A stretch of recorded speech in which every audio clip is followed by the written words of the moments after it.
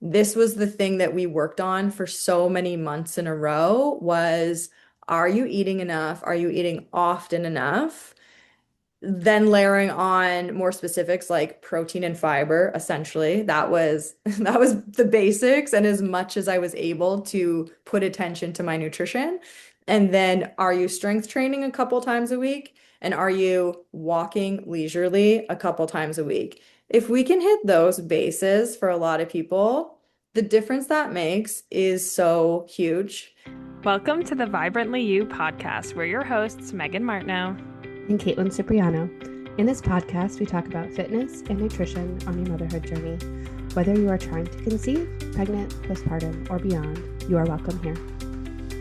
Nothing is off limits, and our goal is to support you in this important season of life so that you can feel vibrantly you. As a reminder, this information is not medical advice. Please see the show notes for more details. Welcome back to the Vibrantly You podcast. Today we have a special guest that we're very excited to have. We have Jessie Mundell. Jessie has a bachelor's degree in health and physical education and a master's in kinesiology. She's an exercise specialist in pregnancy and postpartum, birth recovery, and the menopause transition. Jessie is a business owner, educator, and business mentor. She trains individuals in person and online, educates professionals through continuing education courses, and coaches fellow business owners through mentorship programs. She is a mom of two and resides in Ontario, Canada. Welcome, Jessie. We are so excited to have you here today. Thank you for having me. I'm so happy to chat with you both. Yeah, do you want to, obviously, I just ran through all your credentials and everything, but do you want to tell us a little bit just how you got involved in this work and how long you've been doing it and things like that? Yeah, for sure. It was actually interesting because yesterday I was at a basketball tournament for my daughter, and we were at the university where I did my undergraduate degree. And my daughter was asking me, yeah, how I got started in the work that I do. And it was there at Queen's University, where in my first year of university, we had a professor who was talking to us about the exercise in pregnancy research that was happening at that time at Queen's. And that was 20 plus 21 years ago. And of course, I was 18. I had no idea that this was really happening, that we were looking at how pregnant people were exercising and the impacts on their body and fetal health, etc. But I was always interested in exercise physiology, strength training from the time I was young because I had a sports background. So it was really from there where I started to learn about more that they were doing in research with exercise in pregnant populations. And from there, it just became something that I was super interested in and I have been interested in for the last 20 years now. So I went on to do my master's degree in kinesiology, but focused all of my studies in exercise for pregnancy, postpartum, core, and pelvic health. And it was really when I was doing my master's degree as well, I learned so much about the pelvic floor, about how to best coach pregnant and postpartum clients. I had been doing personal training through my undergraduate degree and then in my master's degree as well. And I was really at that time starting to specialize in pregnant, postpartum folks, people who are moms and parents at the gyms that I would work at. I would always tell them, like, this is who I want to work with. It's also funny because on the weekend I was teaching a workshop in Calgary, Alberta, and I was just, reflecting on how differently I coach these populations now versus what I was doing 10, 15, 20 years ago. Because of course, things evolve so much over time. But what we knew then was so different from what we know now. So, yeah, it's been a long journey of coaching hundreds and thousands of pregnant and postpartum bodies and really seeing what works, what doesn't, what do we need to be focused on, what do we not need to be focused on that maybe we once thought was so, so important. And now we're learning with more research and more experience in our clinical settings that maybe this stuff isn't quite as important as we once thought it was. And then the other piece of the work that I do is in my fitness coaching, I approach from a non-diet perspective, meaning I don't do any fat loss or weight loss coaching because it's not healthy or safe for me from a psychological perspective as someone who has struggled with eating and my own relationship to food, body, and exercise, and had an eating disorder from a very young age. And it just really ruined exercise and coaching other people for me when I was so focused on doing progress photos and weighing people and just seeing the joy of exercise and strength training really dwindle away from people when we were so focused on body composition. So I made a choice probably almost 10 years ago to move away from that place. And that is where I stay for now as well.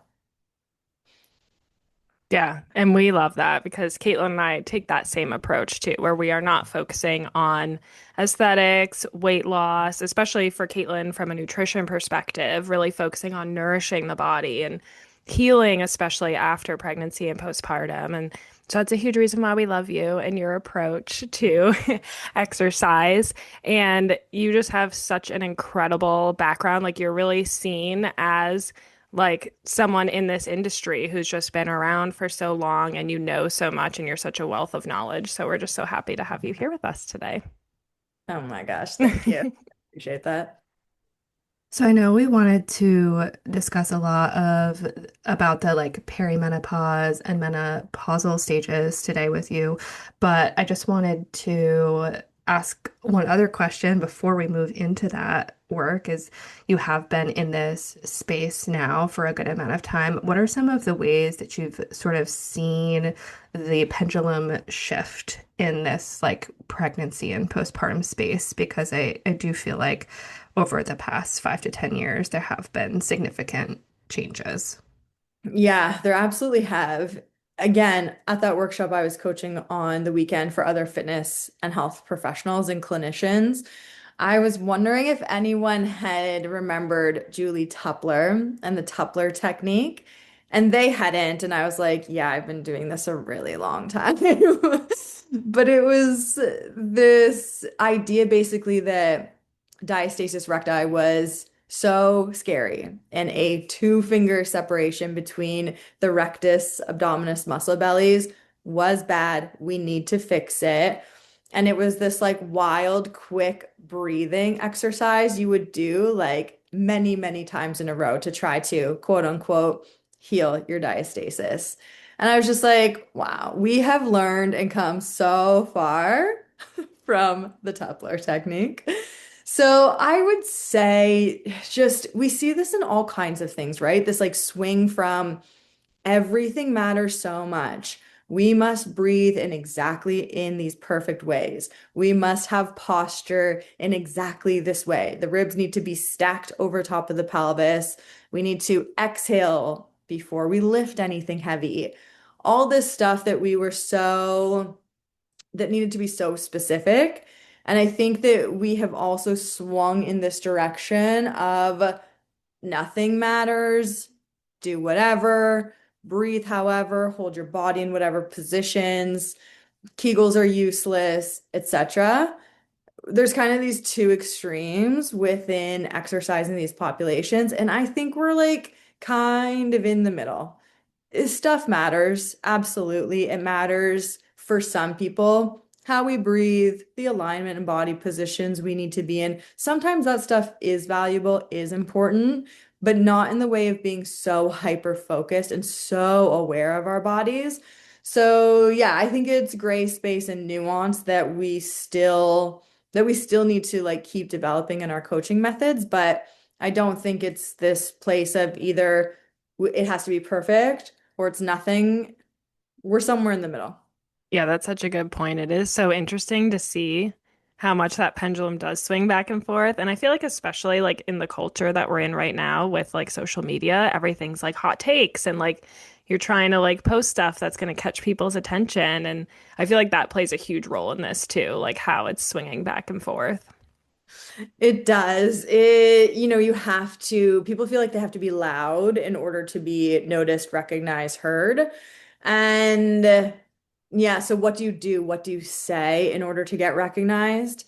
I think we are seeing this influx of wanting to be evidence-based with which is important. And it's also remembering that evidence is not only in the research and studies that are published and present, but also researching what we're seeing again clinically in the gym, in your physiotherapy clinics, etc. What we're seeing with bodies in real life matters, and it tends to be that the research catches up to that. Of course, we're seeing incredible new studies coming out. A lot of it is confirming maybe what we already thought or what we thought we knew, which is cool to see. So, yeah, I think it's all valuable, all important, but just knowing that it's probably not the hot take you think it is. Yeah, and I always think it's important too to like discern who you're getting information from online, like make sure they do have some sort of educational background, but are also working with real people. That's so important. 100%. Yeah, the people who are in the field have been in the field for a long time, and people who are able to think critically and really question their own biases, I think is the most important skill we can have. Absolutely. Like those are such great points in the again, the like online space nature, especially of the health and fitness industry and how much that has shifted into the online platform again over the last 10, 15 years. Because I've also been in the field for about like almost 14, 15 years too, and it is such a there's so much more information, but that doesn't necessarily make it like better. Better that there's more information sometimes. For sure, especially with food and nutrition. Oh my goodness. Absolutely. So let's shift gears a little bit. We did really want to have a conversation with you today about this like transition through perimenopause and menopause and give our listeners that might be starting to enter that stage or in the midst of that some like tangible guidance and maybe some takeaways.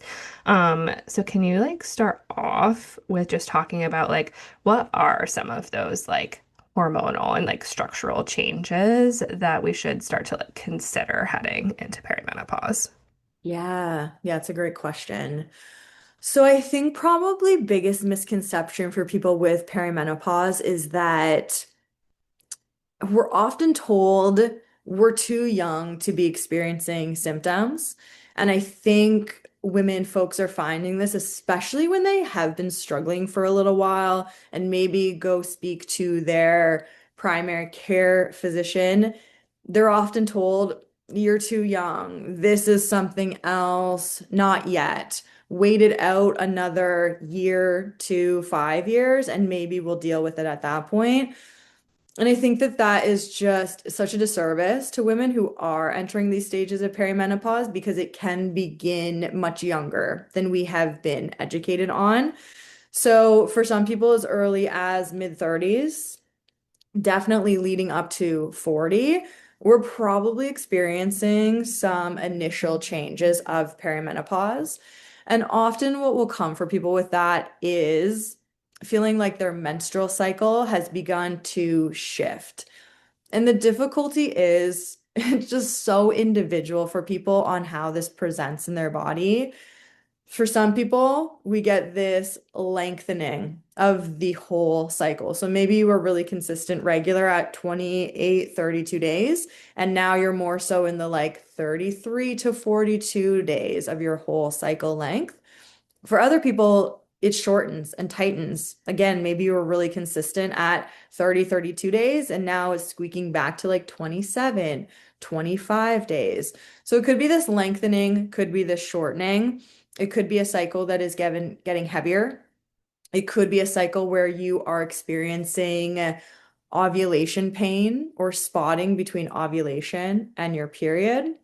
For some people, it's just, joint pain, achiness throughout the whole body is beginning to show up, mood changes, energy. You're really just feeling like, I don't feel like me in my body.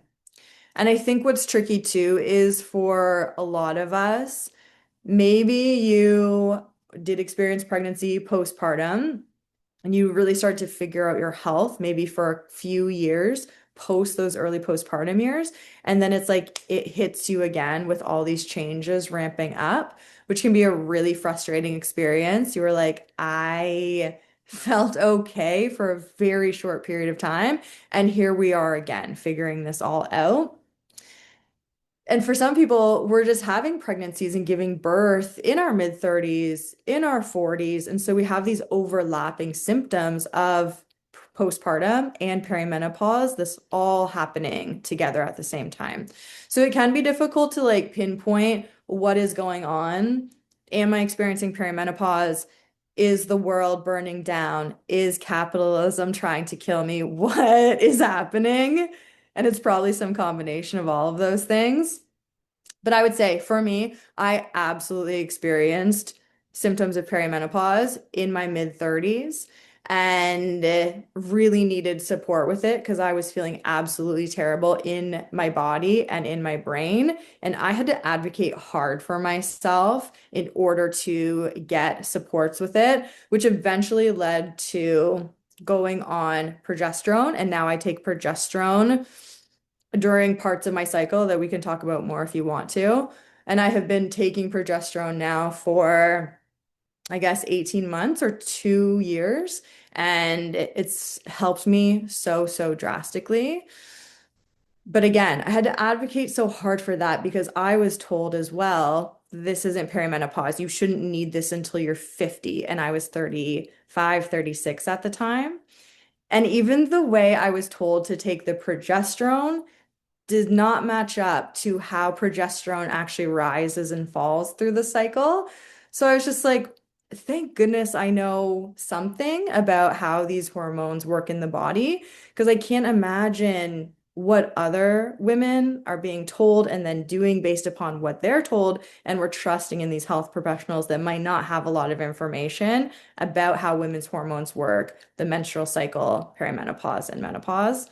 So, all that to say, I think probably most importantly to know that it's not just this steady decline of hormones that occurs with perimenopause. It can be this kind of like wild fluctuation of hormones that can last for years until we actually get to a state of menopause. It's so crazy, all the changes that our bodies go through, and just that, like, we're not educated on that. Like, even as you were talking about different, like, symptoms or signs that people might notice, like, that's the first I'm hearing of it, that could be signs of perimenopause. Like, I always remember, like, hearing, like, my mom or, like, other people just being like, oh, yep, heading into menopause, like, don't have a period anymore. Like, that's all I thought it was, literally. Absolutely. And for me, what was so interesting is that my mom, I knew she had so many menstrual cycle and bleeding issues. I remember from when I was a child. I remember it for years and years. And then she had a full hysterectomy at 48. So that kind of preceded her going into menopause. So I didn't really know what to expect or when that would be coming for me. So again, we don't really have these conversations a lot, perhaps, with the women in our lives and our families to know, hey, this is what it was like for me, because they probably didn't know what to expect, or they probably weren't noticing these patterns that were occurring in their own bodies because they also had no education on it as well. Yeah, and like you brought up too, like a lot of people are having babies later on in their 30s or into their 40s. And so I also wonder how many people are starting to notice these changes, like maybe the longer cycle or like just irregular cycles or the spotting or the ovulation pain, and attributing it more to postpartum and like trying to get their bodies back on track when it could really actually be perimenopause. Yeah, it's so interesting. And I just don't think we know enough probably at this point about what to do in those time frames, especially if people are trying to get pregnant again, maybe in their late 30s, early 40s. How do we treat it at that point? That's out of my scope for sure. I know there are people who are well trained in that, but you have to go digging for that information and that practitioner yourself to find out. And then again, I just think the additional labor on women that occurs throughout this whole time period is it's so overwhelming. I know I was thinking about that too when you were talking about the overlap in that, right? In that postpartum to potentially perimenopause stage and like how difficult that would be again for like a average person, not someone like us that are involved in this work, to be able to actually identify and discern that potentially that's what's happening on, and then how challenging it then is going to be to actually advocate for yourself in with providers and things. And then also again deal with this like overwhelm and overload of information and misinformation online. Like, oh my God. Yeah. And just to give you more of a personal example, so I started on progesterone again a couple of years ago, and I don't have a family doctor in Canada, which is different conversation. I know different scenario from you all in the US, but I had to basically chat with a friend of mine who is an OB who lives in a different province. And she told me what to say when I went into the walk-in clinic to try to get a prescription for progesterone. The male doctor would not give it to me the first time. Again, he was saying, "You're too young, etc. You don't need this." I went back again. He finally prescribed me the progesterone. And the way that that prescription is written is to take the progesterone from days 1 to 10 of my cycle every month. And progesterone rises after ovulation. So let's say like days 16, 17, we're rising in progesterone levels until we start bleeding, say at day 28, 30, etc. Which is what I knew to be true. So thankfully, I didn't take the prescription how it was written. But again, it's just what other people would know that? Some people for sure have education around this, but I only knew because of my education and background, and also my friend who is a doctor saying, no, here's how you're going to take it. It's terrifying. That's awful. Like, I'm like hearing you say that. And again, like, I have that very similar background, but just in nutrition, and do a lot with cycle syncing. And so hearing you say that, I'm like, oh my God, are you kidding me? Yes. Right? But How how many long would I people are going to just take it as the prescription says, and it's not going to be beneficial then?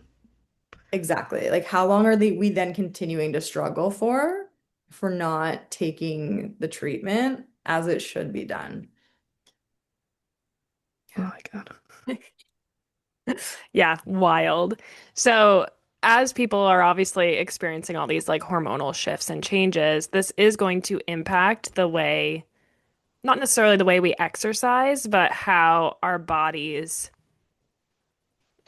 not even necessarily react to exercise, but like how our workouts are working for us essentially. Like, I hear a lot of people, especially as they're heading into their 40s, be like, it's just not working anymore. Like what I'm doing isn't working, but they don't know how to necessarily shift what they're doing to make it work better for them in this season of life. Can you speak to that a little bit and just what you've noticed in your training?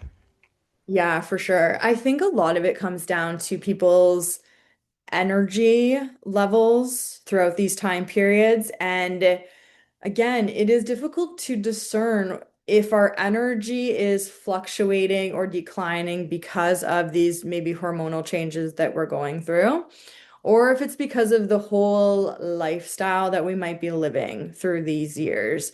And for a lot of folks that I'm working with, they're into their 40s. They are raising young children. They might have aging parents. They have full-time jobs. They have careers, businesses, etc. Their life is so full that they're also feeling like this crushing load of everything that is on their plate. And then again, we layer in the hormonal fluctuations, the changes of perimenopause, and it just makes it difficult for them to exercise with consistency, regularity, and with the intensity that they want to exercise with. So I think that can be a difficult piece of this puzzle for people in this time frame. So that being said, just knowing that A, we got to see what's going on with your whole life in order to figure out what's the best way we can exercise to help you feel okay in your body, better in your body and your brain, recover from your workouts, and feel like your workouts are supporting you in the way you want them to. And that might mean we need to switch up the way that you are exercising. I find for some folks, they're coming from maybe a cardiovascular heavy background with maybe some light strength training. Maybe they've been doing a lot of like F45 or Orange Theory type classes, and they're feeling like they are unable to continue with that pace, or they're not able to recover well from that type of exercise. And then we switch to a different style of exercise, which would be more moderate to heavier strength training, keeping some cardiovascular exercise and conditioning work in there, but maybe bringing that down a notch. And then trying to have some more leisurely cardiovascular exercise like walking. And then, of course, adding in any type of exercise that they really want to do, love to do. We try to keep them on that. But it could just be switching up the intensity and the load and volume of exercise that they're doing that helps them to feel better in their bodies through these time periods. Yeah, I love that you really like also look at the whole picture with the person you're working with because I definitely agree that it does need to be tailored to their whole experience and what again most women's lives are so full. A lot of my clients present that same way, like 35 plus, they have a lot going on, like it's already high capacity, and so figuring out like what they can actually be consistent with is often like that really big missing piece. Yeah, 100%. Yes, what do you have the capacity for scheduling wise in your life? And then what do you have the capacity to recover from in your life as well too? And are you, especially Caitlin, from your perspective with nutrition, are we tending to the recovery well? That's a tough one for a lot of people. Totally, totally. Yeah, I think the recovery piece is huge. And also making sure you're just eating enough at this phase of life because a lot of times if people do have young children, I know I am so guilty of this. It's like you're trying to make sure that they're fed and they're getting to wherever they need to go and all these things. And you're like, oh crap, like it's 2 o'clock. I haven't had lunch yet. Like it's so easy to unintentionally undernourish yourself in this stage of life, which is not great for a lot of reasons. 100%. When I, again, was about 35-ish, I was like, starting to notice these changes of perimenopause, having such severe ovulation pain most cycles. And I started working with a naturopathic doctor. And this was the thing that we worked on for so many months in a row was, are you eating enough? Are you eating often enough? Then layering on more specifics like protein and fiber, essentially. That was that was the basics and as much as I was able to put attention to my nutrition. And then are you strength training a couple times a week? And are you walking leisurely a couple times a week? If we can hit those bases for a lot of people, the difference that makes is so huge. Which is, I know that can be a frustrating thing because we want the hack, we want the quick fix, we want the magic bullet. And unfortunately, the basics just truly work, as annoying as that is to hear. Yeah. No, and like I think what both of you said is so true for so many people. People are coming in after having kids and they're already like coming from an undernourished place, going through, which is again oftentimes very uninten intentional, and there just is like more simple supports that need to be put in place, and people need to be okay with like it being slow and not just like being like I need to, you know, do whatever to get my body back in 2 or 3 months. Because Yes. Oh gosh. Now I'm I like, I get so feel like I could frustrated with that. I know, I feel like I could get fired up on so many topics around this. One being, first of all, women, especially in cis women in heterosexual relationships, are not, generally speaking, well supported by their male partners. That is so much of the work that I do with my clients as well too. Like, are you actually being taken care of? Does your health matter to the family as much as everyone else's health matters and is prioritized in the family unit? So that's a whole can of worms in and of itself. And then the other piece of this is we're willing to spend hundreds of dollars on supplements and maybe supplements that we're seeing fitness professionals, clinicians selling from their private businesses on the internet.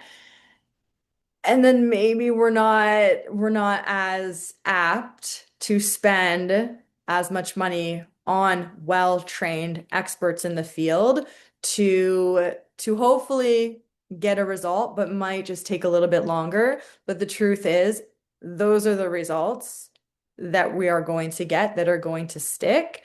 So we really have to do this retraining of, again, magic bullet solutions are generally speaking not real, unless, of course, it's a true medical need. A shout out to progesterone, a true medical need that I had. But there's all this other work surrounding it that I still need to be diligent about doing to take care of my body well.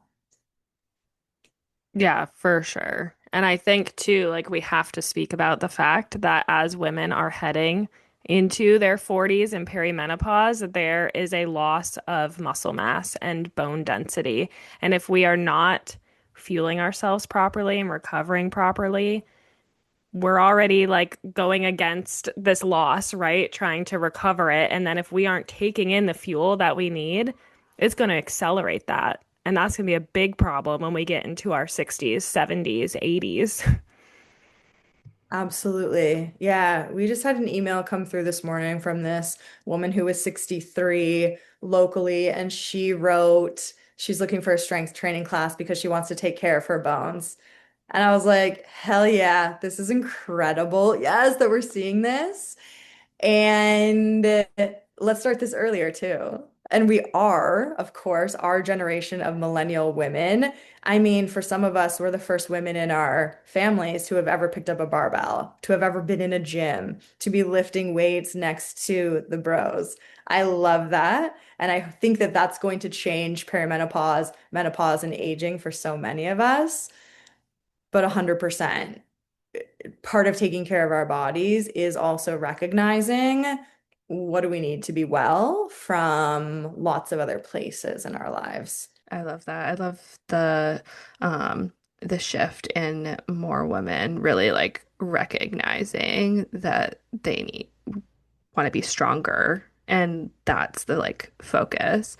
And that's like honestly one of my biggest senses of personal motivation if I don't feel like exercising is to think about, okay, like you don't want to have fall risks when you're 80, so like just go do it. Just go do it, you know?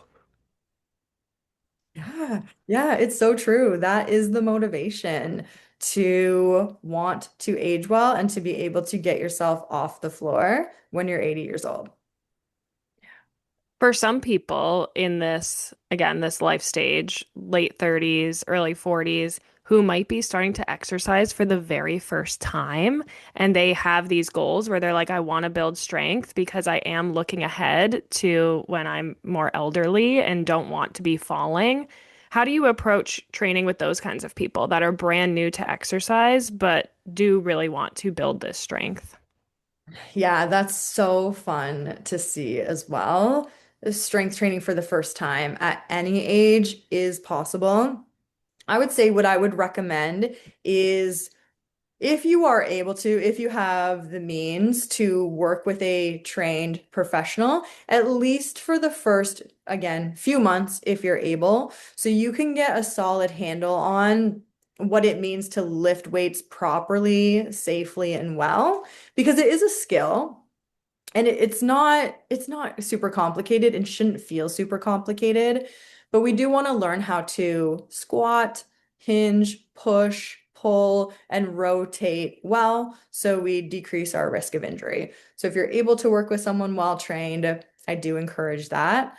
I would recommend 2 full body strength training days per week to start with for the first 6 to 8 weeks. If you want to build up more from there to do a third session per week, wonderful. Two is great. Two is going to be enough stimulus to actually build muscle mass on your body. So 2 strength training workouts per week, and those could be as short as 15-20 minutes or longer, 30-45 minutes. We don't need much more time though beyond that. 30-45 minutes is plenty to get in all that we need to get in. And then supplementing with some cardiovascular exercise now, or if you want to start with the strength training and build more cardiovascular work in over time, you can do that as well. Cardiovascular training being something that keeps the heart rate elevated for a longer period of time. And that could be walking. That could be walking outdoors.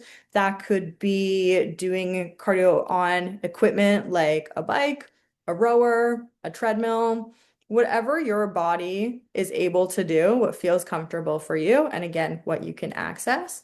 And then we absolutely could include cardiovascular activities that raise the heart rate high and then bring it down and we recover. So that would be called interval training. Again, you can build that in over time. We don't have to start with everything at once. Start slow and build on if you want to. But for a lot of my clients, they're doing in their weekly exercise routine 2, maybe 3 strength training workouts per week, 1 cardiovascular workout where they're doing maybe 20-30 minutes of keeping the heart rate at a moderate level. And then maybe they're going for a steady state walk where they're walking at just a lower pace for, again, yes, their whole body health, but also for their mental health as well, too.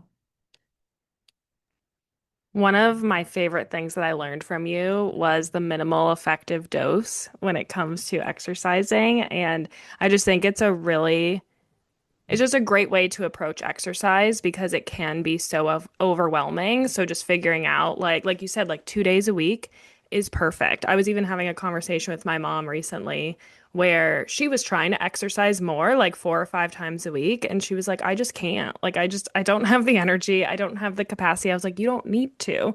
Like, and once she realized that 2 days a week was sufficient and effective, she was like, it would have been great for me to know this 30 years ago, like rather than always trying to kill myself to like do all of this exercise and that it wasn't even, necessary to do that.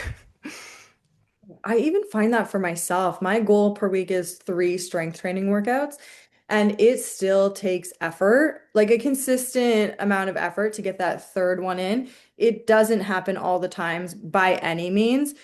It takes effort to get in 2 to 3 workouts per week, and that's coming from a fitness professional. This is my life's work. I enjoy it, and it's still hard. So, yeah, minimum effective dose. What is the least we can do for the greatest amount of benefits? And I have, back in my undergrad degree, so 20 years ago, we were learning at that point 2 times per week of whole body muscle strengthening exercise is enough stimulus to see results. The research is still steady on that. That's enough. I love that because again, that just makes it less intimidating, more doable and approachable for so many people, especially moms who are already very busy. And I think it's nice that we're having these conversations, right? And people can hear from other professionals in the field saying that, like, yeah, like I do 2 to 3 strength training workouts as well. And like that's enough because I do still think like your mom feeling that she has to work out 5 to 6 days a week for like an hour is still such a prevalent feeling and experience for people in this, especially in this population. And I think what's important too with this topic of perimenopause is that a lot of women will see shifts in their body composition in this time frame as well too.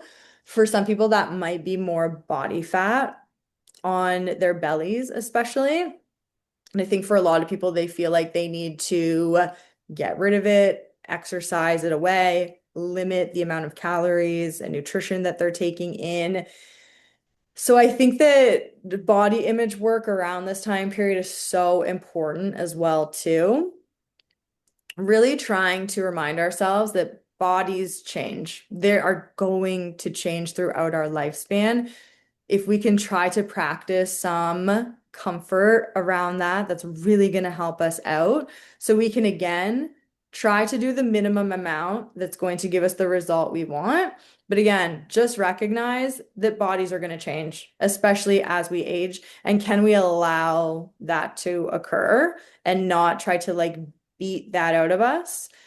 And not try to keep our bodies the same size in every decade of our life because it is just simply not going to occur and you don't need to force it to be that way.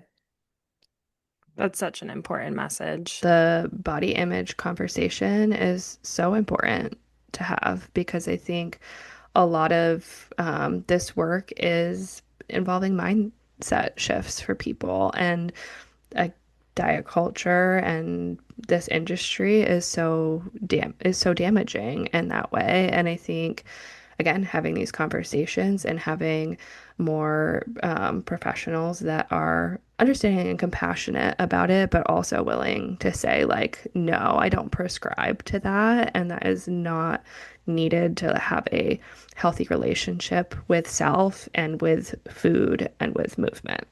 Okay, I think that's a great place to wrap up this episode. Thank you so much, Jessie, for joining us. If people want to connect with you, learn more from you, where can they find you? You can find me anywhere on the internet at Jessie Mundell, and jessiemundell.com is my website and a good place to go. Thanks for having me on. That was so Perfect. fun to talk to you about. Yes. Thanks so much. Yeah, And we'll thank drop you. those links in the show notes too, so people can find them there. But that's it for today's episode. We will see you back here next week.